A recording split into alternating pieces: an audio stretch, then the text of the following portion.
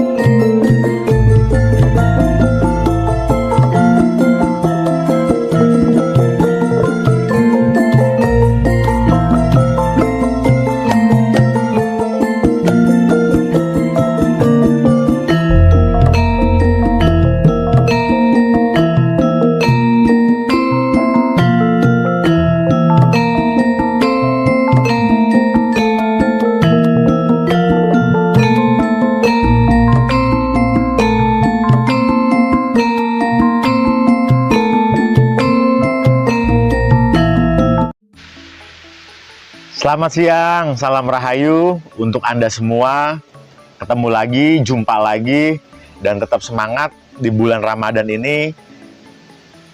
Jangan pernah jadikan bulan Ramadan ini sebagai beban untuk melakukan sebuah konten yang sifatnya kebaikan juga ya. Daripada kita malah berbuat yang tidak-tidak, mendingan kita konten. Tentunya dengan konten yang bermanfaat. Di channel Panji Utomo Tosanaji pada hari ini, rahayu untuk semuanya ya. Dan juga untuk para pecinta Tosanaji atau pusaka.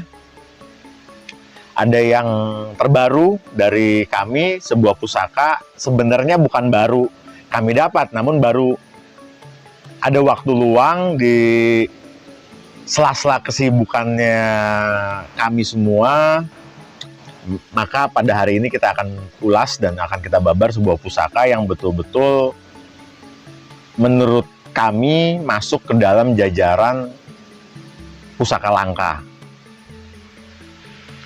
Kenapa langka? Memang nanti akan kita lolos pusakanya seperti apa. Teman-teman semua bisa lihat dan juga bisa memberikan sebuah masukan buat channel Panji Utomo Tosanaji. Sedikit mau informasi, kita ada di daerah Kabupaten Bantul, tepatnya ini belakang saya adalah anak tangga dari yang dulu dijadikan sebuah persembunyian oleh pahlawan nasional kita, yaitu Pangeran Diponegoro. Tempatnya di Goa Selarong. Jadi tempatnya sejuk, rimbun ya, hening. Yang mau datang untuk melihat-lihat semua napak tilas dari pangeran kita yang sudah wafat. Tentunya beliau sangat cinta dengan negara Indonesia. Dan sampai sehari ini pun namanya harum dan tetap abadi mau sampai kapanpun. Walaupun pusara makamnya beliau ada di Sulawesi Selatan, yaitu di Makassar. Oke, balik ke tema. Pada era Raja Amangkurat yang pertama, terjadi pergolakan yang betul-betul membuat kisruh untuk permasalahan perpolitikan dan juga kehidupan. Banyaknya pembunuhan ya, terutama oleh sang Raja Amangkurat pertama itu banyak membunuh para pemberontak dan juga ulama-ulama yang disinyalir kudeta terhadap kerajaan pada masa era Amangkurat yang pertama. Nah, sejauh itu eksekusi pun dilakukan. Tentunya eksekusi pada waktu itu dilakukannya dengan senjata. Nah, senjata yang dimaksud yang lebih familiar pada waktu untuk melakukan eksekusi vonis hukuman mati yaitu dapur pusaka keris. Namun sebuah kecurigaan estimasi tangguh dapur pusaka ini dari era pembuatan Majapahit akhir dengan sandangan ala Yogyakarta. Ini masih original ya. Ini masih original sekali, kendit. Ada peletnya kendit. Ada peletnya kendit. Ini masih ori semua, dedernya juga ada, mendaknya juga ini dari Kuningan. Sebuah dapur pusaka yang sangat otentik, dan tentunya dapur pusaka ini dulu untuk melakukan sebuah eksekusi hukuman mati. Perlu dicatat, dapur pusaka ini setiap raja itu memiliki dapur pusaka ini yang berfungsi untuk mengeksekusi para pemberontak ataupun melakukan vonis yang sudah difinalisasikan untuk menghilangkan nyawa bagi orang yang berbuat salah pada era raja-raja ataupun pada era kerajaan-kerajaan terdahulu. Yang dimaksud, pokoknya setiap raja itu punya dapur pusaka ini untuk bertujuan sebagai alat untuk mengeksekusi hukuman mati. Konteksnya seperti itu. Oke? Nah, di dalam sebuah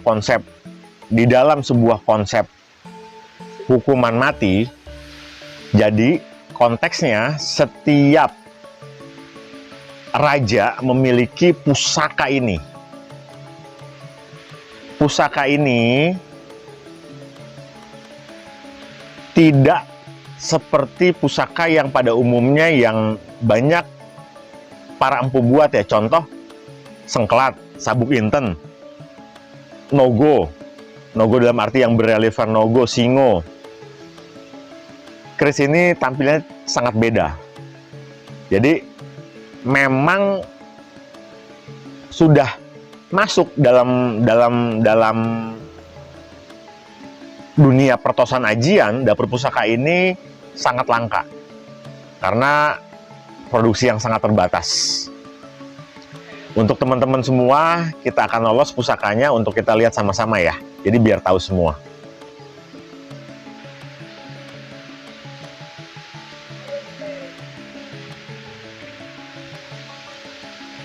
Dapur pusaka Laler Manggeng. Dapur pusaka Laler Manggeng. Dapur pusaka Laler Manggeng. Pusaka ini dipergunakan untuk eksekusi hukuman mati yang sudah dilakukan ketok palu pemvonisan. Nah, pada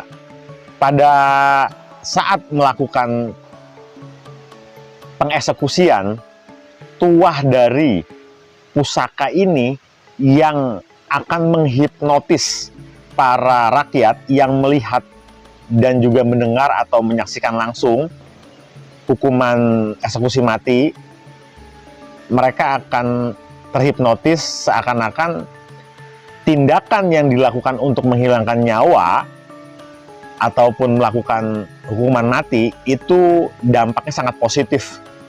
Jadi mereka berpendapat orang yang melihatnya dan juga menyaksikan dan juga mendengar itu seakan-akan itu tindakan yang betul-betul tindakan yang tidak ada masalah. Jadi hebatnya dari tuah pusaka ini seperti itu. Konon tuah yang dahsyatnya pula, pusaka ini tentunya untuk pengasihan juga nggak main-main. Dari melakukan tindakan yang menghilangkan nyawa orang aja, sehingga saksi yang melihat pun akan tetap jatuh cinta, apalagi untuk pengasihan percintaan ya, ataupun daya tarik sifatnya. Pusaka ini dengan rician yang sangat beda dari pusaka yang lain, di mana pembedanya itu sangat gampang. Contoh dasar yang sangat simpel adalah sekar kacang atau kembang kacangnya itu ke atas, bukan ke bawah. Nampak yang saya punya ini adalah gelung wayangnya ke atas. Gelung wayangnya ke atas. Gelung wayangnya ke atas. Nah, ada jalen. Oke. Ini sangat sepuh sekali. Seakan-akan kalau saya melolos pusaka ini ada cerita khusus secara batiniah terkait apa yang pusaka ini sebagai saksi, dia seakan-akan memiliki sebuah cerita sejarah yang betul-betul ada chemistry-nya. Masuk kategori dapur pusaka yang sangat langka. Untuk daya tuahnya jangan main-main, ini sangat wingit. Tentunya untuk faktor kebijaksanaan level tinggi dan juga kewibawaan, karena orang yang akan memegang pusaka ini dan melakukan eksekusi hukuman mati itu wibawanya udah kalangan atas sekali. Laler manggeng itu secara filosofi sebuah hewan lalat yang menderu-deru, yang warna hijau itu mengerubuti daging busuk atau bangkai. Jangan salah, pusaka ini yang mengharumkan sebuah kerajaan terkait kebijaksanaan dan juga terkait keamanan untuk di era pada saat itu. Kalau kemarin ada yang bertanya, lah tentunya siapa nih yang cocok untuk megang pusaka ini?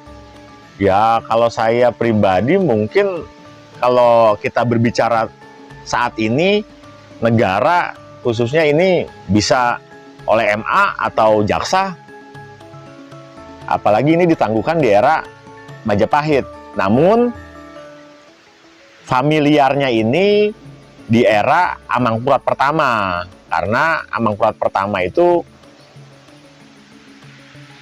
seorang raja yang mengeksekusi memakai pusaka laler manggeng. Nah, nanti bisa kita lihat zoom keotentikannya, keoriginalannya pusaka laler manggeng. Perlu diingat, laler manggeng juga banyak yang sudah modifikasi karena mungkin gampang ya, tapi secara rasa pusaka ini nggak bisa dibohongi, keotentikannya, keoriginalannya, sepuhnya. Lagi pula kalau untuk membuat duplikasi saya rasa sih agak sulit karena sekar kacangnya itu ke atas, membalik. Oke, nah ini sekilas seperti itu terkait tuah dan filosofi. Dapur pusaka laler manggeng ini memang tidak banyak seperti sengkelat, sabuk inten, ataupun yang tadi saya bilang, yang tadi di awal saya bilang ada nogo, ada singo. Namun tuahnya tidak main-main, energinya.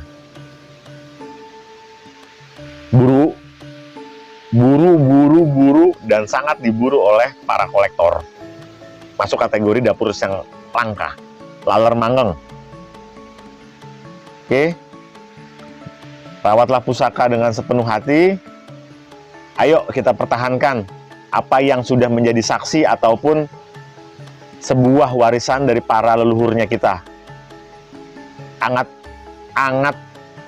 Sangat berat, sangat berat jika pusaka mahakarya ini diklaim oleh pihak-pihak tertentu yang tidak bertanggung jawab, ataupun dari negara lain yang tidak bertanggung jawab, karena ini adalah mahakarya dari leluhurnya kita, leluhurnya Indonesia.